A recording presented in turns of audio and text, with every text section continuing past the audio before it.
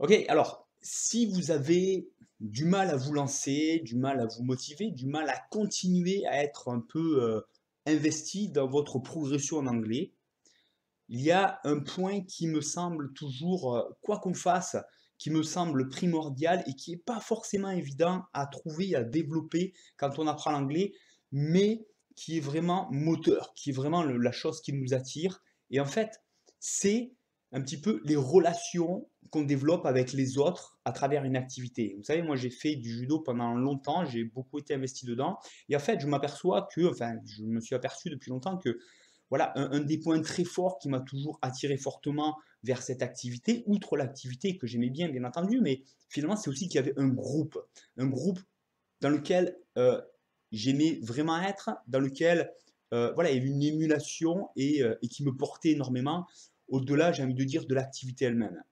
Et en fait, c'est vrai dans tout ce qu'on fait. Et j'aime dire, c'est peut-être un peu la problématique. Alors, ça dépend, ça peut être la problématique, mais ça peut être justement le point fort quand on apprend une langue. Ça peut être la problématique quand on reste chez soi, enfermé devant son livre, son ordinateur.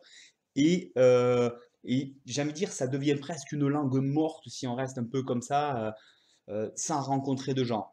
En revanche, bien entendu, apprendre une langue, c'est communiquer. Communiquer, bien entendu, c'est développer des relations. Et là-dedans, bien sûr, ça va être un point très fort. Parce que dès qu'il y a une relation qui nous plaît un peu, des relations, bien entendu, eh ben, on est de suite beaucoup plus motivé, on a beaucoup d'énergie, on a beaucoup d'enthousiasme, parce que c'est très naturel et voilà, j'ai envie de dire, c'est peut-être la première activité humaine, c'est d'établir des relations et, euh, et voilà, et de communiquer entre nous. Donc, en ça, c'est un point très fort, mais effectivement, si on reste tout seul chez soi à apprendre la langue de manière un peu autonome, ça peut être aussi très compliqué parce qu'il manque ces relations. Alors, moi, ce que je vous invite déjà, c'est voilà, à prendre conscience un petit peu de cet aspect de les relations à quel point finalement c'est le moteur souvent, c'est le point fort dans tout ce qu'on va faire parce qu'on appartient à un groupe, parce que voilà en fait de plein de manières c'est ça qu'on appartienne à un groupe, qu'on rejoigne un groupe si on fait telle activité, qu'on s'apparente à certaines personnes parce qu'on a le même objectif, qu'on communique directement, indirectement, tout ça ça crée voilà ces relations qui font qu'en fait on a beaucoup d'énergie à développer dans ce sens-là à partir du moment où on est ouvert sur les autres. Donc, ça peut prendre différentes formes. La première, bien entendu, c'est que bah, si vous apprenez l'anglais, vous faites partie de tous ces gens qui apprennent l'anglais, et ben ça permet qu'on interagisse, par exemple, au travers de ces vidéos. Vous pouvez laisser vos commentaires. Moi, je vous laisse un peu voilà, mes conseils, mon parcours, mon ressenti, et tout ce qui peut vous aider. Et tout ça, ça fait que on a un parcours commun. On a un parcours commun et ça crée cette relation juste parce que vous avez cet objectif de vous aussi apprendre l'anglais. Et à partir de là, on a un point commun, on peut parler, on parle des choses qu'on a en commun, et voilà, ça crée une relation. Alors, celle-là, elle est un peu indirecte, c'est sûr, mais bon, elle est déjà intéressante. Et puis, vous avez plein de gens qui vont partager comme moi leur vécu, leur retour. Peut-être que vous allez le faire bientôt pour partager un peu votre parcours, comment je me suis mis à apprendre l'anglais, quelles ont été les difficultés que certainement vous aussi vous rencontrez, etc. Et c'est quelque chose que vous pouvez faire aussi parce que tout ça, ça crée une communauté et c'est vraiment quelque chose qui est très motivant. Au-delà de ça, en fait, il y a plein de choses.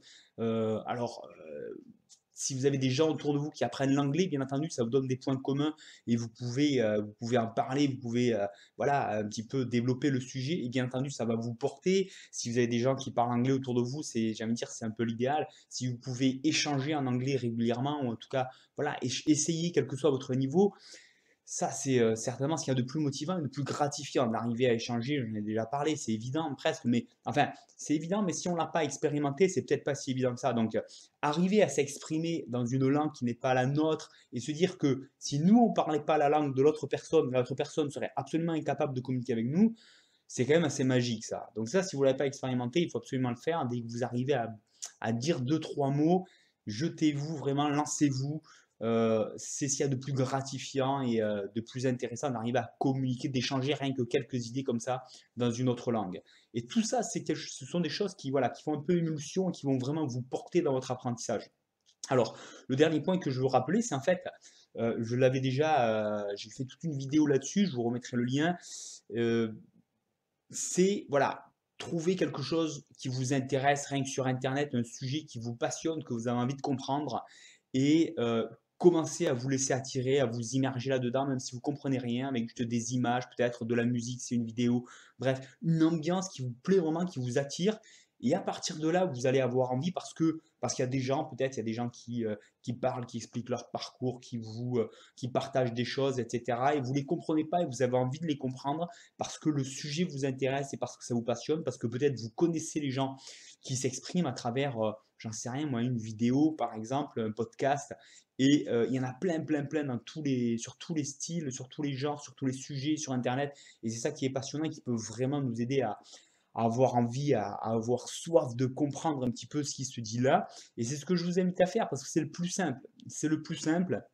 Et, euh, et voilà, et immergez-vous même si vous comprenez rien. Vous savez, il y en a qui disent la première chose à faire, c'est, je pense par exemple à Steve Kaufman, dont je vous parle tant en temps, qui est un Canadien qui parle une quinzaine de langues. Il est assez extraordinaire, il s'arrête jamais, tellement il prend plaisir.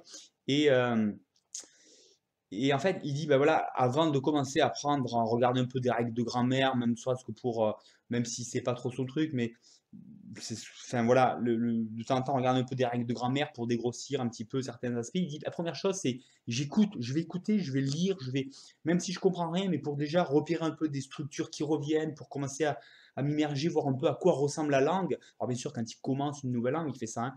Et ensuite, quand je commence à avoir pris l'habitude de voir certains schémas qui se retrouvent, qui se répètent, etc., là maintenant, je vais pouvoir approfondir le comment du pourquoi, comment ça se construit, etc., parce que j'ai des repères, j'ai une base.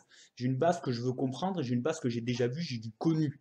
Essayer de comprendre quelque chose que j'ai jamais vu, ben voilà, comme je disais dans la vidéo précédente, s'il n'y a pas de problématique derrière, ben voilà, on n'est pas efficace. Donc, tout ça pour dire, n'hésitez pas à regarder les choses, même si vous ne les comprenez pas, même si, voilà. Mais en tout cas, vous vous immergez dedans, vous donnez envie et prendre l'habitude de commencer à attendre plein de choses et à vous poser plein de questions. Parce que là, après, dès que vous allez creuser un petit peu, vous allez avoir envie de comprendre toutes ces choses que vous avez déjà vues, vous avez déjà entendues. Et voilà, comme je dis souvent, là, on a des cases vides dans ces moments-là dans notre tête parce qu'on ne sait pas les remplir, on a un besoin qu'on n'a pas comblé. Et là, on va être bon, on va être performant, on va être motivé pour aller le rechercher. Et ça commence avant tout par écouter des choses, des gens qui nous intéressent, des sujets qui nous intéressent. Et encore une fois, il y a une relation là-dedans parce qu'il y a un échange avec la personne qui parle, les sujets abordés et vos motivations personnelles. Donc voilà, la place des relations dans tout ce qu'on fait, dans l'apprentissage de l'anglais, c'est primordial. Ça peut être un piège si on est complètement fermé et ça peut être justement dans l'apprentissage des langues, ça peut être une grosse opportunité pour s'ouvrir vers les autres, vers d'autres communautés. Et c'est ce que vous êtes en train de faire en regardant cette vidéo. Cet échange-là, voilà, il est dans cet état d'esprit-là. Donc, continuez de développer ça et je vous garantis, c'est ça qui va vous porter. Donc voilà, à vous de jouer. Comme d'habitude, laissez-moi un petit pouce en l'air si ça vous a plu. Inscrivez-vous à la chaîne YouTube. On se retrouve très bientôt. Puis je vous laisse vous regarder tranquillement cette prochaine vidéo, vous ouvrir sur le monde, sur ces relations. Et voilà, apprendre l'anglais tout simplement parce qu'après, c'est pas bien compliqué le reste, hein. C'est juste un petit peu de technique. I talk to you soon. Bye.